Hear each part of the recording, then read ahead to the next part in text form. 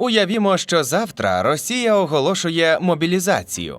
Не якусь завуальовану через контракти, вербування в'язнів чи шалені виплати. Це вже і так триває. А відкриту, з урочистим зверненням Путіна, повістками і гаслами про батьківщину в небезпеці.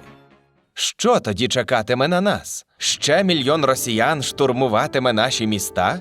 Фронт посиплеться? Чи навпаки це означатиме, що у Росії все погано і вона дістає з рукава останній козир? Розбираємось з цими питаннями разом з нашим військовим експертом. Євгеній Малік, ветеран 1-го окремого батальйону 36-ї окремої бригади морської піхоти імені контр-адмірала Михайла Білинського. Захисник Маріуполя, пройшов російський полон. Зараз він керівник програм з нацбезпеки й оборони KSE University. Пояснюємо. В інтернеті вже є багато думок на цю тему, з часом їх ставатиме ще більше. І тут важливо не впадати в крайнощі. Панікувати і думати, що російська мобілізація автоматично змінить хід війни на користь РФ – нераціонально. Але й легковажити, мовляв, та нехай мобілізують, це нічого не змінить, теж не варто. Мобілізація в Росії дійсно може погіршити ситуацію на фронті для України. Адже більше людей – це більше піхоти, більше спроб атакувати на різних ділянках. Але в той же час мобілізація – не чарівна паличка для перемоги. Людей можна набрати швидко, але вони не зможуть так само швидко стати професійною армією. Кілька років триває війна на виснаження, і людський ресурс все складніше перетворювати на якісне поповнення для фронту. І саме тому виникають розмови про російську мобілізацію, а не тому, що росіяни, грубо кажучи, закінчуються. Точних втрат Росії ми не знаємо. За оцінкою Генштабу ЗСУ, це число вже перевищило 1 мільйон осіб. Російська сторона, як зрозуміло, про свої втрати майже не говорить або системно їх занижує. Тут важливо розуміти, що втрати – це не лише загиблі, а й поранені, зниклі безвісти, полонені, дезертири, звільнені за станом здоров'я. А також ті, хто вибуває з бойових підрозділів через виснаження, хвороби або втрату боєздатності. В Кремлі поки ще відтягують момент відкритої мобілізації. Замість цього в хід йдуть гроші, регіональний тиск, вербування та інші приховані механізми. За словами Дмитрія Медведєва, у 2024-му Росія набрала близько 450 тисяч контрактників, у 2025-му ще понад 400 тисяч. За українськими даними, в 2026-му Росія планує мобілізувати понад 400 тисяч нових контрактників. Але темпи набору цього року нижчі, ніж, наприклад, попереднього. Детальніше про рекрутинг в РФ ми розповіли в нашому іншому відео. За словами представника ГУР Андрія Юсова, масштаби рекрутингу в Росії ледь покривають втрати на полі бою. Якщо добровільно-контрактна модель, на якій все поки ще тримається, починає просідати, далі є тільки 2 шляхи – зменшувати інтенсивність війни або шукати нову хвилю людей. Те, про що всі казали, і ми в тому числі раніше, що у росіян не вистачає рекрутингу, не вистачає оцих людей, якщо їх взагалі так можна назвати, які готові там за 30 тисяч доларів підписати контракт, в них не вистачає набору, і не вистачає набору, перш за все, в піхоту, бо всі ці контрактники, вони йдуть саме в піхотні війська, потім це має якось відображатися на мапі. Немає результату. У будь-якому разі плюс 100 чи 200 тисяч людей не означають, що російська армія автоматично стане настільки ж більшою. Значна частина новобранців піде на те, щоб компенсувати втрати. Навіть якщо рішення про мобілізацію ще не прийняте, Росія все одно може наступати. Вона тисне на Покровському напрямку, на Лиманському, Краматорському та інших ділянках. Десь більш успішно, десь менш. Ми бачимо це в новинах кожного дня. Та коли ми чуємо, що росіяни десь просунулись, захопили кілька десятків чи навіть сотень квадратних кілометрів, це далеко від поняття «зламати фронт». Захоплення посадки кількох будинків чи окремої вулиці може коштувати дорого і для нас, і для ворога, але це не означає зламу оборони. Його може забезпечити лише великий прорив, коли ворог виходить на оперативний простір і загрожує великим містам або великим угрупуванням військ. Ще взимку російська сторона і деякі коментатори говорили про завдання до кінця весни 2026-го захопити залишок Донецької області. Тепер ця ціль, судячи з інформаційного фону, вже фактично переноситься на осінь. За оцінкою Інституту з вивчення війни, нинішній російський наступ виглядає слабшим, ніж очікував сам Кремль. Росія тисне, але її темп не відповідає заявленій меті – повністю захопити Донецьку область. За словами командувача 3-го армійського корпусу ЗСУ Андрія Білецького, російські війська виснажені і мають обмежені можливості для великих проривів. Хоча і Україна теж стикається з проблемою людського ресурсу. Тобто картина така, що Росія має ресурси і головне мету, щоб тиснути далі, і робить це. Але результат поки що значно менший, ніж вони хотіли би отримати за такі втрати і такі витрати. У них на фронті найгірший період, напевно, там з 23-го року, це вже очевидно. Нам обіцяли, що коли буде зеленка в квітні, то будуть прориви, будуть знову ж таки новий колапс фронту. Про це можна спорити, але офіційна там статистика, що росіяни воюють в мінус по території. Невеличкий, але в мінус. Так, це можна не враховувати цю інформацію, але сам факт того, що немає проривів навіть на якомусь там тактичному рівні, там навіть на глибину в 5 кілометрів, що було ще раніше, там 25-й рік, такого немає. На окупованій території України Росія тримає приблизно 700 тисяч військових. У 2024-му цієї кількості їм вистачало для повільного просування. Вони йшли вперед, захоплювали певні території, і ці темпи, мабуть, їх влаштовували. Але зараз, в 2026-му, ситуація інша. Якщо протягом кількох місяців набір контрактників не покриває втрати, це означає, що угрупування вже фактично менше, ніж 700 тисяч. І тоді мобілізація потрібна, щоб відновити потенціал і спробувати прискорити наступ. Чому вони не оголосили велику мобілізацію раніше? Бо армія – це не комп'ютерна гра, де можна просто наклікати нові підрозділи. Потрібні командири, штаби, зв'язок, логістика і можливість усім цим керувати. Можна припустити, що Росія не розганяла своє угрупування до мільйона не тому, що не хотіла, а тому, що не могла. І, можливо, не може досі. До того ж, крім військового ресурсу, це ще й політичний ризик. У 2022-му Росія вже проходила через часткову мобілізацію. Її публічно оголосив сам Путін, а тодішній міністр оборони Шойгу говорив про план призвати близько 300 тисяч людей. І ця мобілізація справді допомогла Росії стабілізувати фронт після успішного українського контрнаступу на Харківщині та Херсонщині. Російська армія не отримала якусь нову суперсилу, як герой коміксів, але в неї з'явився людський ресурс, яким можна було закривати діри, тримати оборону, а потім знову переходити до виснажливих наступів. І на прикладі цієї, так би мовити, демоверсії мобілізації Кремль побачив, що такі кроки мають свою ціну. Тоді багато росіян виїхали з країни. Точних даних немає, але західні та відкриті джерела говорили про дуже значний відтік, особливо серед молодих, мобільних, освічених чоловіків. І це важливий момент, бо російське керівництво може не дуже боятись протестів, попри те, що Путін любить бачити красиві цифри свого рейтингу навіть в необ'єктивних опитуваннях. Але набагато гіршими можуть бути втеча робочої сили, паніка в регіонах, невдоволення у великих містах, падіння лояльності серед тих, хто досі жив в ілюзії, що війна десь далеко і їх не стосується. Тому поки можна заманювати людей на війну грошима і тиснути на бідні регіони без особливих наслідків, Кремль саме це і робить. І відкладає відкриту мобілізацію до того моменту, коли всі минулі методи вичерпаються. Ну або коли треба буде різко наростити тиск.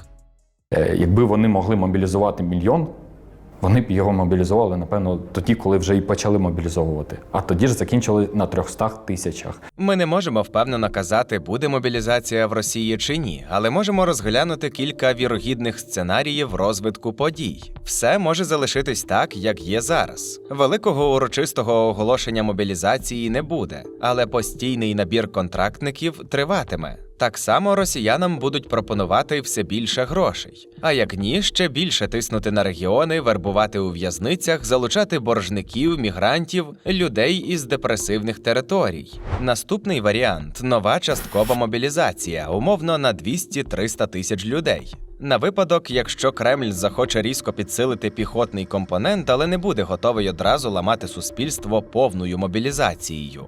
Ну і залишається третій сценарій – велика мобілізація на 500 тисяч і більше. Це було б вже більш ризиковано і означало би, що Росія готується до дуже довгої війни, хоче тиснути набагато сильніше або боїться провалу. А може всі ці фактори разом.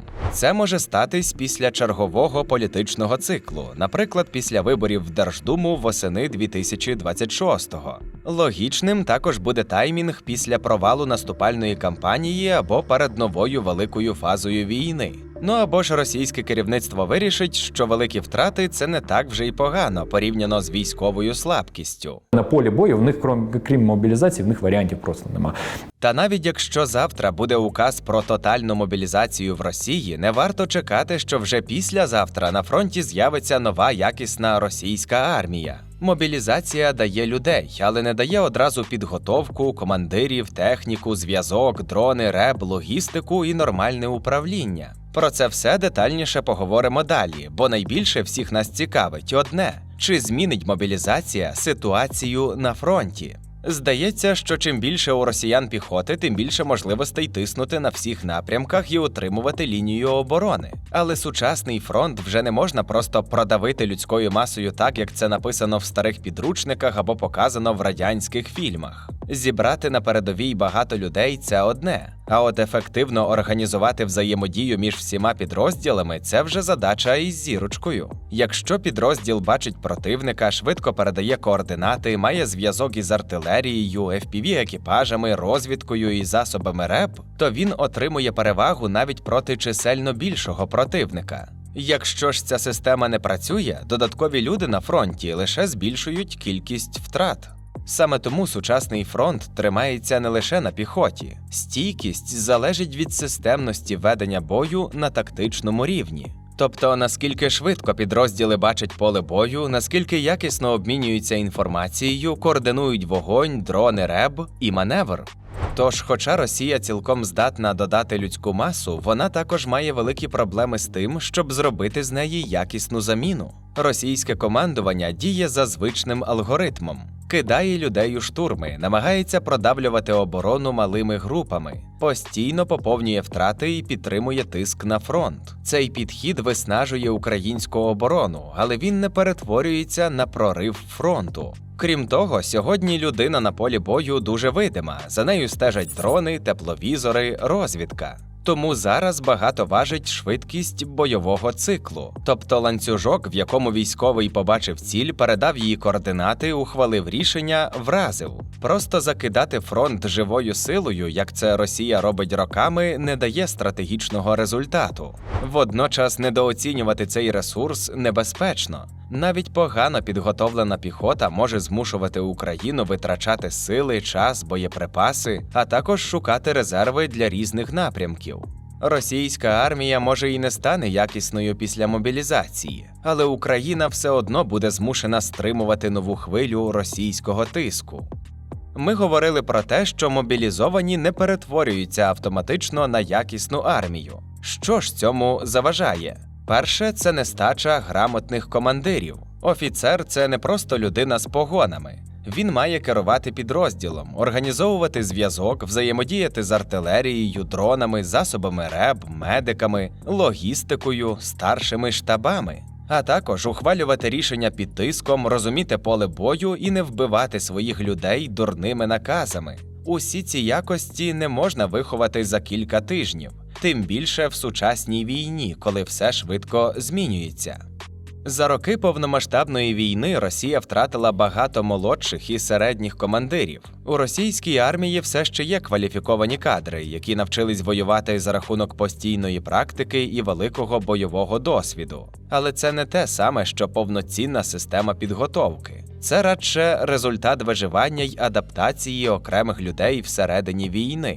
Росіяни і самі визнають, що їм треба розширювати військову освіту. У 2025-му була інформація про плани відкривати нові військові виші до 2034 року. Зокрема, для підготовки спеціалістів у сферах танкових військ, медицини, БПЛА та інших напрямів. Але щоб все це мало сенс, потрібні викладачі, інструктори, програми, полігони, час і досвід. Тобто їм для того, щоб збільшувати фактичну чисельність військ, їм треба збільшувати кількість підрозділів.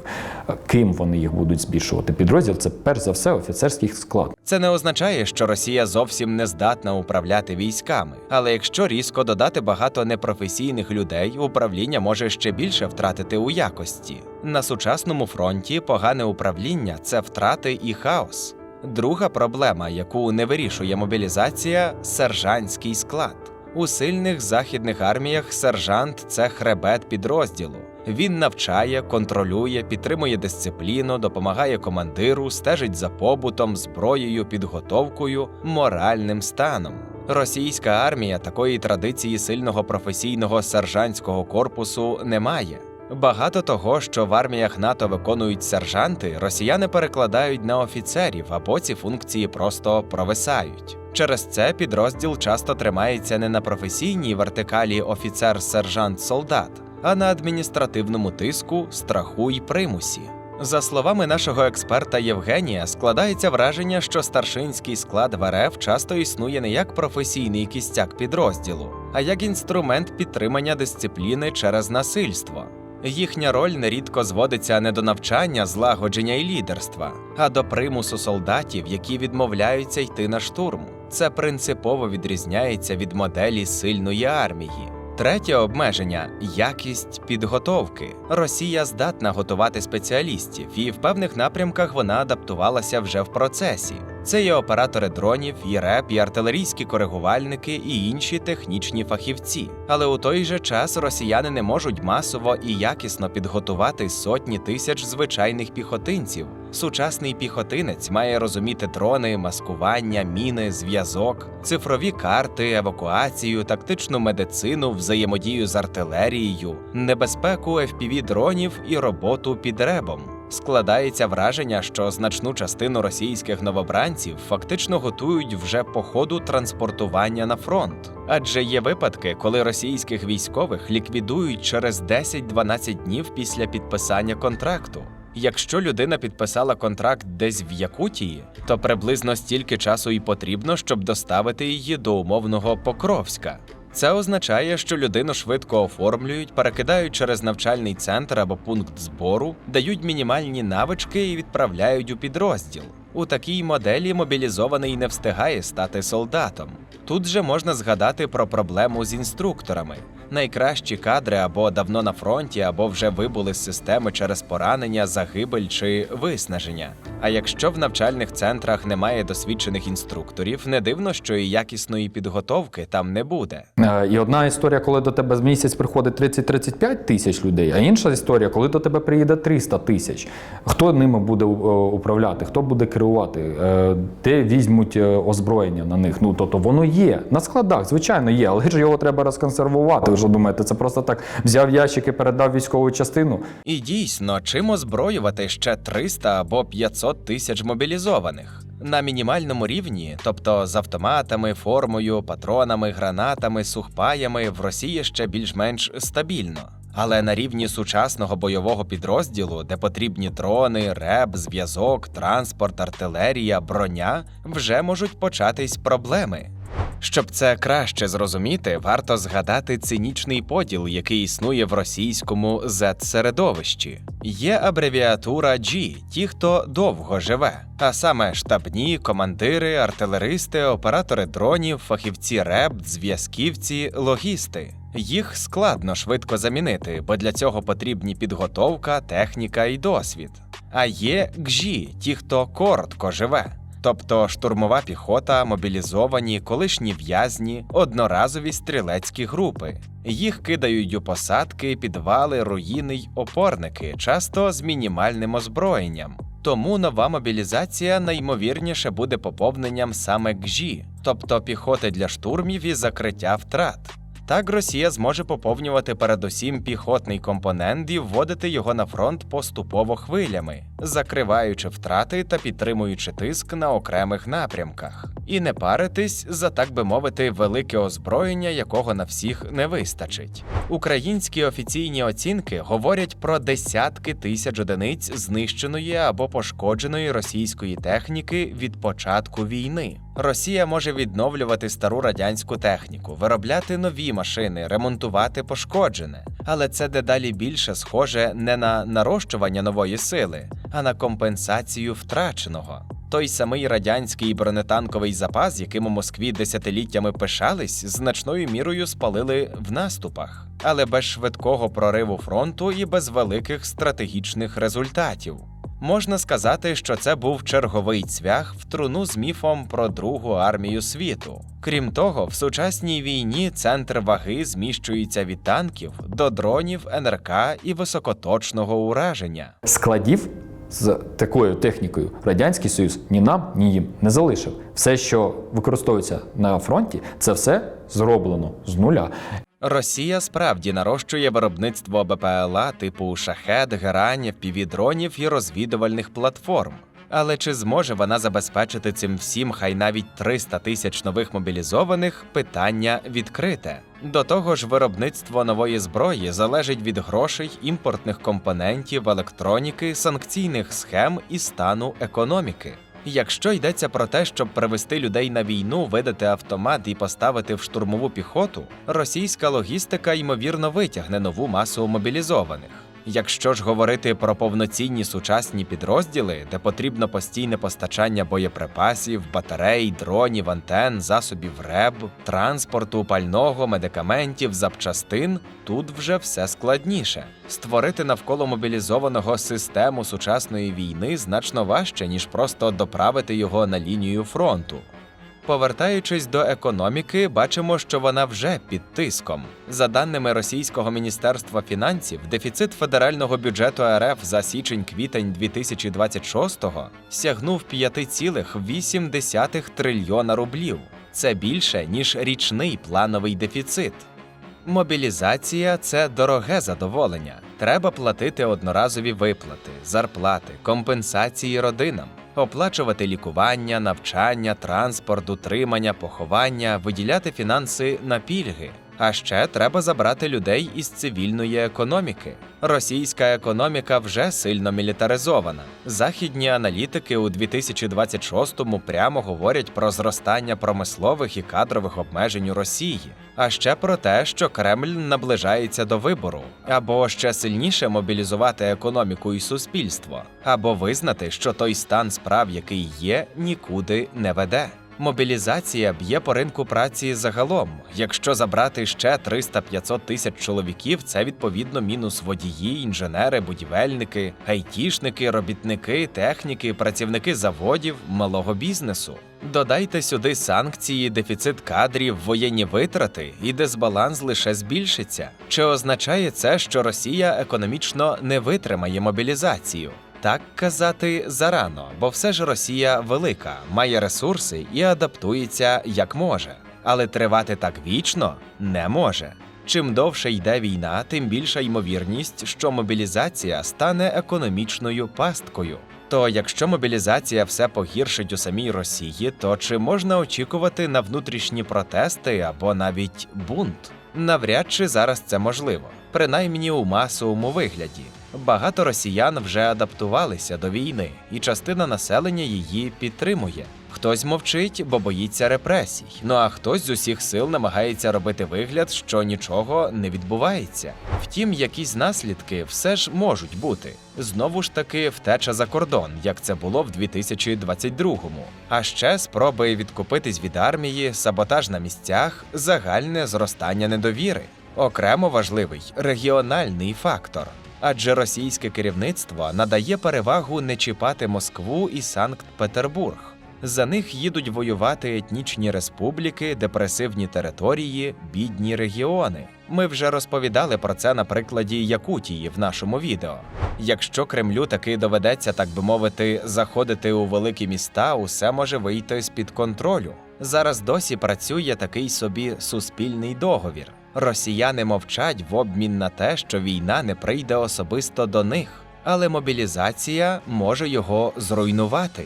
Якщо бути таким собі адвокатом диявола, то можна сказати, що мобілізація може спрацювати, якщо Росія використає її розумно, системно і з часом. Для цього мають скластись кілька умов. Зокрема, це час на підготовку і достатня кількість офіцерів та сержантів. Крім того, мобілізованих треба буде не просто відправити в піхоту, а створити з них злагоджені підрозділи, а також забезпечити їх дронами, зв'язком, РЕП, артилерією, транспортом і логістикою. Ну і далі повинен бути напрямок, де людська маса може дати не просто тактичне просування, а оперативний ефект. Теоретично, це могла б бути спроба розтягнути українську оборону новою загрозою з півночі. До речі, через це не варто ігнорувати заяви Лукашенка чи будь-які рухи біля білоруського кордону. Але все ж таки між теоретично можливо і реалістично готові величезна дистанція. Тож, якщо залишатись реалістом, то нинішня Росія найімовірніше використає мобілізацію, щоб продовжити війну на виснаження. Моя теза на даному етапі головна, що шанси на те, що мобілізація в Росії дала би результати значні на їх користь, в 2024 році були значно вищі, аніж зараз. Зараз вони вже, в принципі, прогавили цей момент і не встигають. Тому що, якщо я вибачаю, що якщо у нас виробництво дронів різних типів сягає 7 мільйонів, то на 300 тисяч мобілізованих вистачить. Але уявімо і найгірший для нас сценарій. Мобілізація спрацювала так, як треба росіянам. Багато нових підготовлених солдат поїхали на фронт. Десь вийшло просунутись і захопити нові території. За нинішньої інтенсивності бойових дій будь-який додатковий людський ресурс не є вічним. Якщо Росія використовує мобілізованих як піхотну масу для штурмів, вона отримує короткостроковий ефект. Але разом з ним швидко накопичує нові втрати, нових поранених, нові соціальні й економічні витрати. Темпи захоплення території можуть збільшитися, але не так критично, і результат буде, напевно, що точно не такий, на який хотілося б розраховувати Генеральному штабу Збройних сил Російської Федерації. Якщо обмежуватись одним роком, то мобілізація може підтримати росіянам наступальний темп. На довгій дистанції вона може перетворитись на ще глибшу демографічну, економічну й кадрову яму. Росія, звісно, може формально захопити ще якісь території, але такими зусиллями, що її власна система стане значно слабшою. На жаль, нам від цього легше не буде. Навіть така пірова російська перемога – це наші втрачені життя, важкі бої і зруйновані міста. Тому, як би не було, а Україні не можна ставитись до російської мобілізації легковажно. Якщо вона буде, тиск посилиться. Буде більше штурмів, більше ударів по логістиці і атак на слабкі місця. І нам треба бути до цього готовими. А це означає, що потрібно більше дронів, мін, інженерного обладнання, підготовлених позицій, засобів нічного спостереження, FPV, систем виявлення. Треба буде продовжувати боротьбу не лише з російськими військовими на полі бою, а також з системою, яка ними управляє. Тобто бити по командних пунктах, логістиці, складах, зв'язку, пунктах підготовки, транспортних вузлах. Якщо Росія додає масу, Україна має додавати швидкість виявлення і ураження. Сучасний фронт виграє той, хто швидше бачить, швидше передає інформацію і швидше б'є. На початку ми питали, чи є мобілізація останнім козирем Путіна. Насправді, не зовсім. Є ще кілька карт, які можна розіграти. Зокрема, подальша мілітаризація економіки, удари по українській енергетиці, тиск на Захід, проби розколоти союзників України і, врешті-решт, ядерний шантаж. Але відкрита велика мобілізація – серйозний і ризикований крок. Адже, як ми вже зрозуміли, вона зачіпає не тільки армію. Так чи інакше, це торкнеться економіки, бізнесу, демографії, а також багатьох росіян, які хочуть залишатись поза війною і, як вони кажуть, поза політикою. І все ж не варто сподіватись, що мобілізація зламає Росію, як і панікувати через те, що такий крок її врятує. У будь-якому разі для російського керівництва це буде перехід на ще дорожчий і ризикованіший рівень війни. Росіян можуть змусити йти на фронт, але ніякий Путін своїм наказом не зможе скасувати втрати, дефіцит командирів, проблеми з технікою, втому економіки і страх суспільства перед тим, що війна нарешті прийде особисто до них. Для України це означає, що готуватися треба не до якогось страшного дня російської мобілізації, а до довшої війни на виснаження. У ній Росія намагатиметься компенсувати якість кількістю. Тож наша відповідь має бути в системності – швидше бачити, швидше бити, краще берегти своїх людей і руйнувати не лише російські штурмові групи, а всю машину, яка їх постачає на фронт. Мобілізація, безперечно, може зробити війну важчою.